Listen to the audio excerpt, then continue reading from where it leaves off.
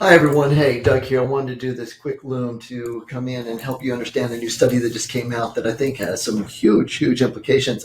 And this study was done on mortality risk and vitamin D deficiency, which that means is that they checked at levels of vitamin D and said, okay, is there a certain level that affects basically whether you die young or not? In other words, the conditions like heart disease, cancer, diabetes, all these things that will end our life early or make a low quality of life until that time, is vitamin D affect those things?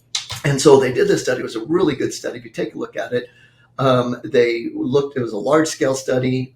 It was with over 307,000 people, ages 37 to 73. So not just the older group or the younger group, but a really good cross section of people and ages. And it was really great because the study showed the importance of vitamin D that we've been talking about. And I know we talk about vitamin D for during the pandemic with being able to help with the virus, and the high majority, like 85-90% of the people that went to the hospital because of COVID had low vitamin D. So we know the importance of it for virus and those types of things. We also know the importance of it to help with bone and for basic hormone development in the body. But this was specifically toward quality of life and end of life sooner, mortality. Okay.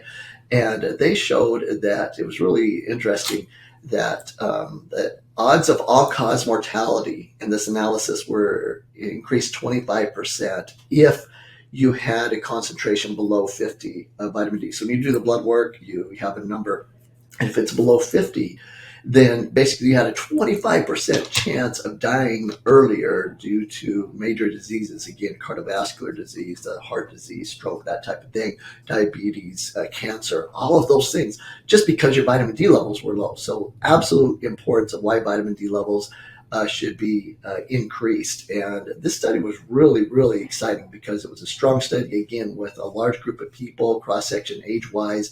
And I think that the fact of the association was seen with all-cause mortality was just a big factor. So what do you do to make sure your vitamin D levels stay up?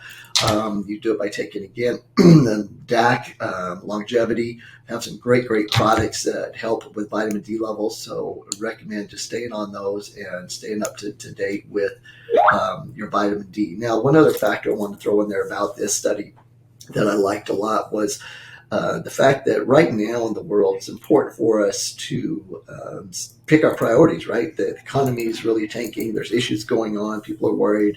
I saw the latest study showing that 82% of the population are concerned that a recession is going to happen. And then, by the way, this is October 25th, 2022 that I'm making this. And so there's these concerns. And you're like, well, what does that have to do with vitamin D? Well, what it has to do with vitamin D is that we need to prioritize our health.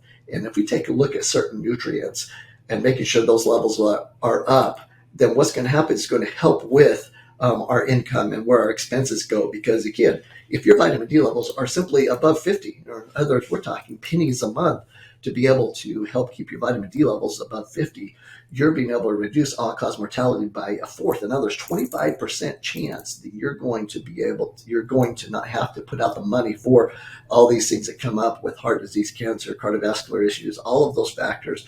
You're not going to have to put the money out for that. Plus, you can have a greater quality of life. In other words, more energy, vitality, make better decisions, be able to do the things that are needed during this time.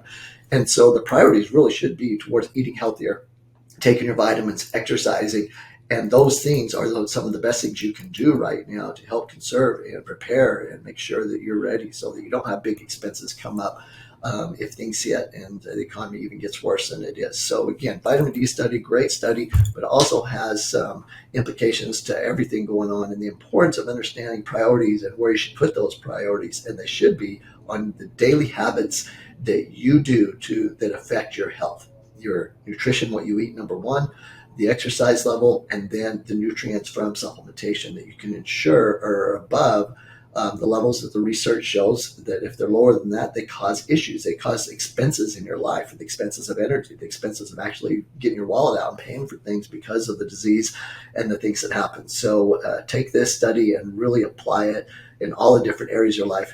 Take your vitamin D and help with the nutrition and exercise. And always remember, keep chilling.